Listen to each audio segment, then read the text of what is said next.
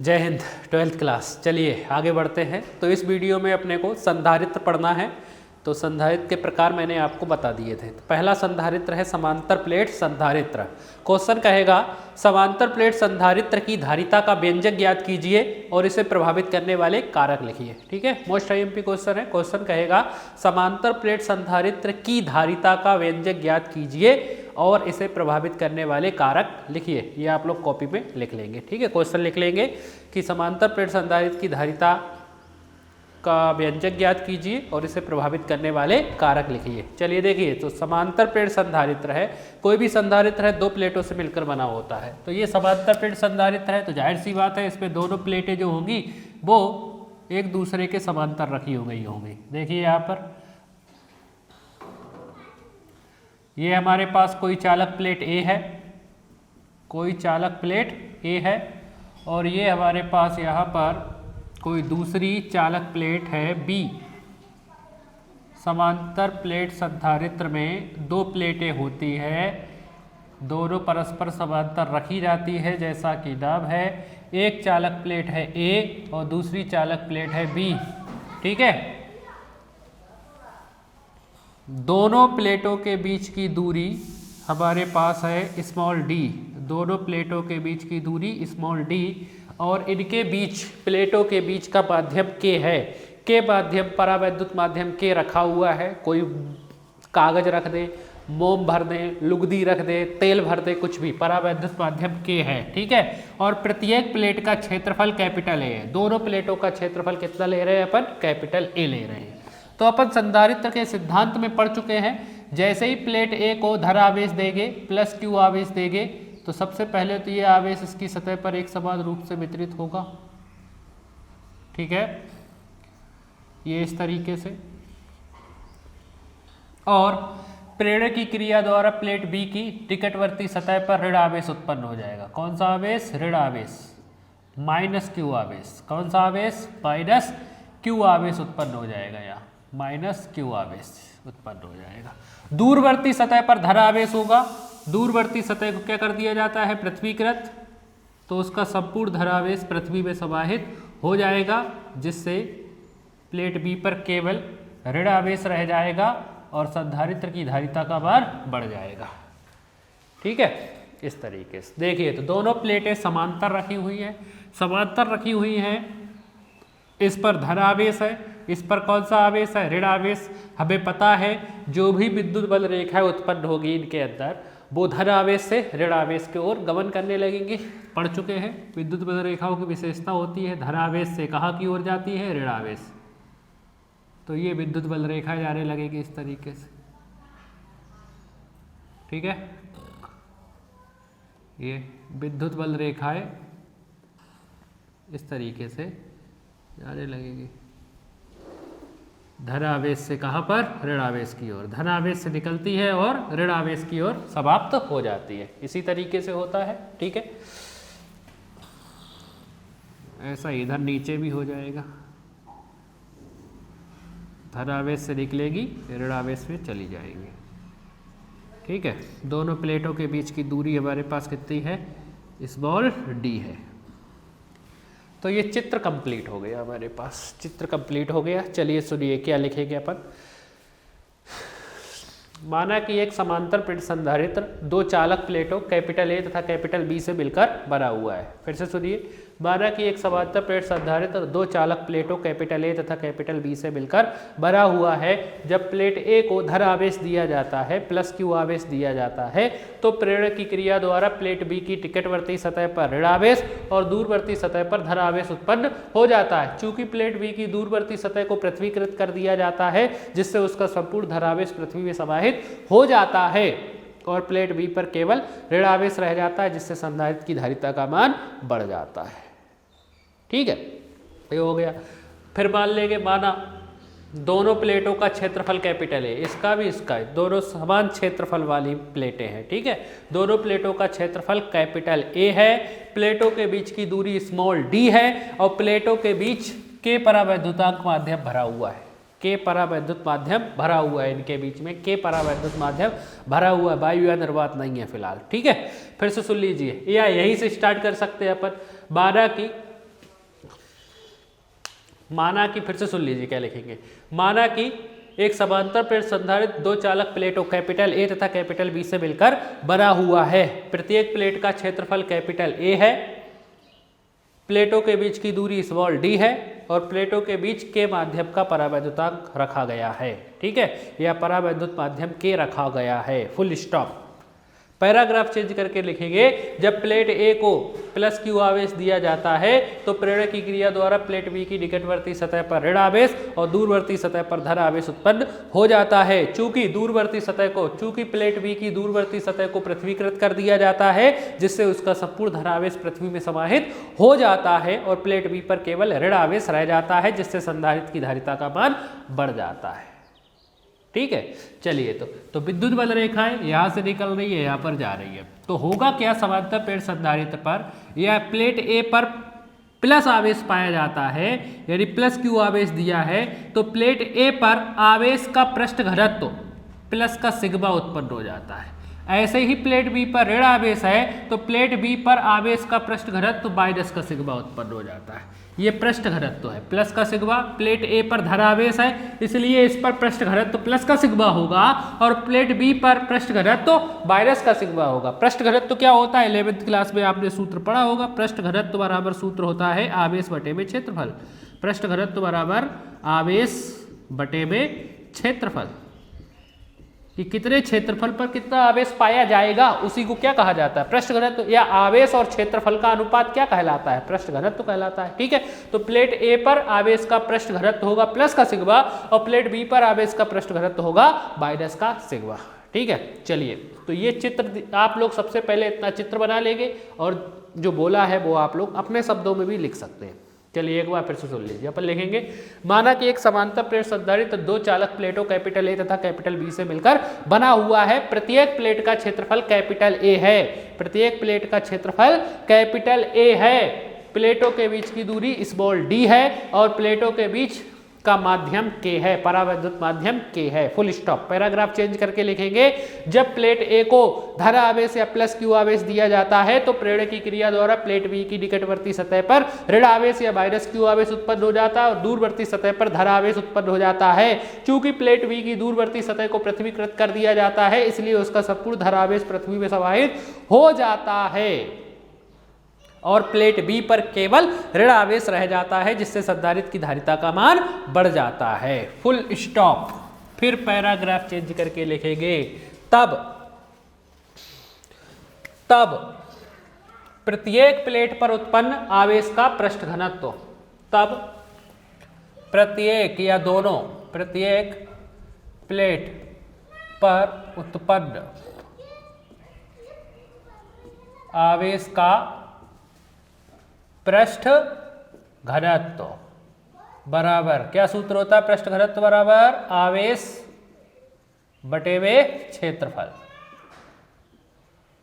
ठीक है, पृष्ठ घनत्व को किससे दर्शाते हैं, सिग्मा से, बराबर आवेश क्यू बटे में क्षेत्रफल ए बना हुआ। ये बन गया हमारा समीकरण नंबर 1।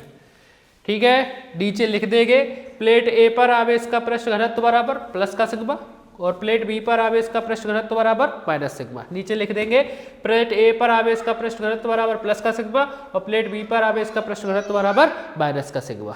ठीक है, तो ये पृष्ठ घनत्व का सूत्र से अपन ने उसका मान निकाल लिया। अब आगे इसकी जरूरत पड़ने वाली है। चलिए, तो विद्युत बल रेखाएं धनावेश से निकलती है, ऋणावेश की ओर जाती है। देखिए दोनों प्लेटें समांतर रखी हैं तो जो विद्युत बल रेखाएं होगी वो भी समांतर निकलेगी। वो भी कैसे निकलेगी, समांतर, यानी प्लेटों के बीच किसी बिंदु पर भी, चाहे यहाँ पर, चाहे यहाँ, चाहे यहाँ, चाहे यहाँ, चाहे यहाँ, कहीं पर भी अगर अपन विद्युत क्षेत्र की तीव्रता निकाले तो वो एक समान होगी। किसी भी बिंदु पर विद्युत क्षेत्र की तीव्रता निकालें वो कैसी होगी, एक समान। क्यों, क्योंकि विद्युत बल रेखाएं परस्पर समांतर निकलेंगे।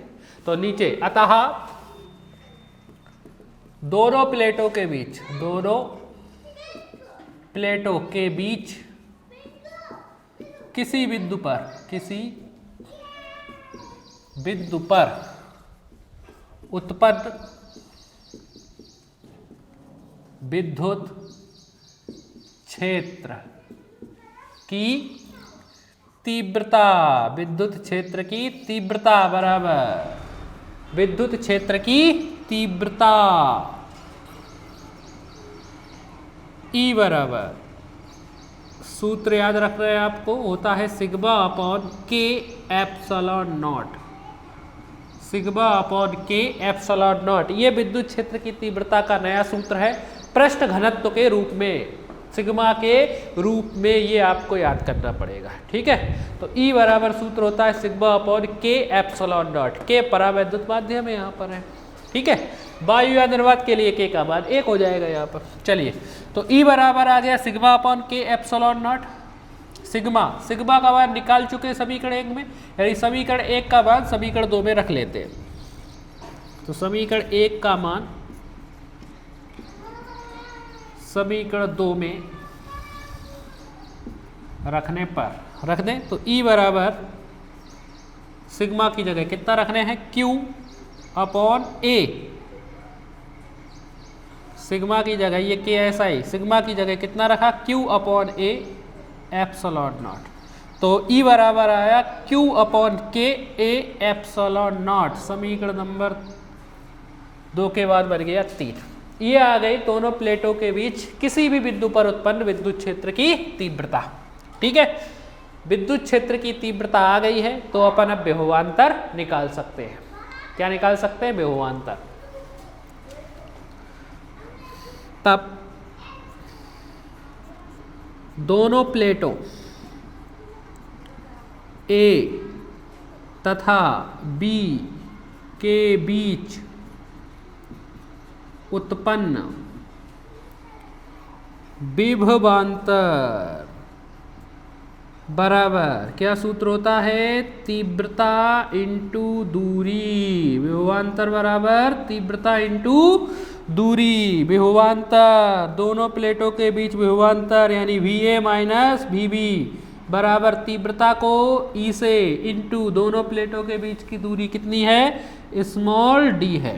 ये रख दिया अपन यहाँ पर मान, ठीक है। चलिए तो VA minus VB, VA minus VB बराबर E तीव्रता, विद्युत क्षेत्र की तीव्रता का मान Q अपॉन के A एप्सिलॉन नॉट इंटू में ये D ऐसा का ऐसा ही, ठीक है। हाँ चलिए तो थोड़ा और आगे बढ़ा दें, VA माइनस VB बराबर ऊपर का गुणा ऊपर यानी Q इंटू D और बटे में के A एप्सिलॉन नॉट, समीकरण नंबर 3 के बाद बन गया समीकरण नंबर 4। तो दोनों प्लेटों के बीच विभवांतर का मान पता चल गया, आ गया VA माइनस VB का मान। मैंने आपको पिछले वीडियो में ही बता दिया था कि अगर अपने को किसी भी संधारित्र की धारिता का मान पता करना है तो दोनों प्लेटों के बीच विभवांतर VA माइनस VB का मान निकालना पड़ेगा। आ गया कि नहीं आ गया विभवांतर का मान, आप धारिता निकाल सकते हैं, कोई दिक्कत नहीं है। अतः समांतर प्लेट संधारित्र की धारिता, समांतर प्लेट संधारित्र की धारिता C बराबर क्या सूत्र होता है किसी भी संधारित्र की धारिता का, Q अपॉन क्या होता है, Q upon VA minus VB, ये होता है। चलिए बार रख दे C बराबर Q ऐसा ही ऊपर बटे में VA माइनस VB का मान निकाल ही चुके हैं, कितना है Q इंटू D अपॉन के A एप्सिलॉन नॉट, यानी C बराबर ऊपर Q के भाग में है ये पूरी संख्या, भाग में है तो Q के भाग में है ये पूरी संख्या, गुणा में बदल दे, गुणा में बदलने पर संख्या पलट जाती है, अंश बटे हर का क्या हो जाता है, हर बटे अंश, हर ऊपर पहुंच जाता है के A एप्सिलॉन नॉट, अंश नीचे आ जाता है Q इंटू D, क्या कैंसिल, Q से Q कैंसिल, यानी C बराबर आ गया के A एप्सिलॉन नॉट अपॉन में D। यही समांतर प्लेट संधारित्र की धारिता का व्यंजक है, मात्रक होता है फैराड। आ गया, नीचे लिख देंगे यही समांतर प्लेट संधारित्र की धारिता का व्यंजक है। या थोड़ा और बढ़ाना चाहे तो और बढ़ा सकते हैं। वायु या निर्वात, वायु या निर्वात के लिए ये जो K दिख रहा है K बराबर होता है 1, परावैद्युत माध्यम के बराबर कितना होता है 1, तो 1 रख दें इसकी जगह, तो C बराबर के की जगह 1 रखोगे तो क्या बचेगा A एप्सिलॉन नॉट अपॉन में D मात्रक होता है फैराड। ठीक है, तो ये फिर से समांतर प्लेट संधारित्र की धारिता का व्यंजक आ गया, लेकिन ये किस में आया, वायु या निर्वात में आया, और ये किस में आया, परावैद्युत माध्यम के में आया। दोनों प्लेटों के बीच परावैद्युत माध्यम के रखा हुआ है। बस ये छोटा सा डेरिवेशन है, देखिए। और मोस्ट आईएमपी डेरिवेशन है 5 नंबर के लिए।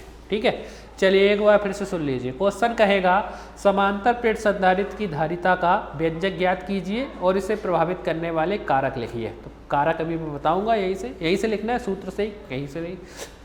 तो सबसे पहले ये चित्र बना देना है। इस पे लिखेंगे माना कि एक समांतर प्लेट संधारित्र 2 चालक प्लेटों कैपिटल ए तथा कैपिटल बी से मिलकर बना हुआ है। प्रत्येक प्लेट का क्षेत्रफल कैपिटल ए है, दोनों प्लेटों के बीच की दूरी स्मॉल डी है, और प्लेटों के बीच का माध्यम परावैद्युत माध्यम के रखा हुआ है या भरा हुआ है। ठीक है, फुल स्टॉप। पैराग्राफ चेंज करके लिखेंगे जब प्लेट ए को प्लस क्यू आवेश दिया जाता है तो प्रेरण की क्रिया द्वारा प्लेट बी की निकटवर्ती सतह पर ऋण आवेश और दूरवर्ती सतह पर धन आवेश उत्पन्न हो जाता है। चूंकि प्लेट बी की दूरवर्ती सतह को पृथ्वीकृत कर दिया जाता है जिससे उसका संपूर्ण धनावेश पृथ्वी में समाहित हो जाता है, और प्लेट बी पर केवल ऋण आवेश रह जाता है जिससे संधारित्र की धारिता का भार बढ़ जाता है। Full stop. पैराग्राफ चेंज करके लिखेंगे तब प्रत्येक प्लेट पर उत्पन्न आवेश का पृष्ठ घनत्व, पृष्ठ घनत्व बराबर सूत्र आवेश बटे क्षेत्रफल, पृष्ठ घनत्व को सिग्मा से दर्शाते हैं, आवेश क्यू क्षेत्रफल ए माना हुआ है, समीकरण नंबर 1।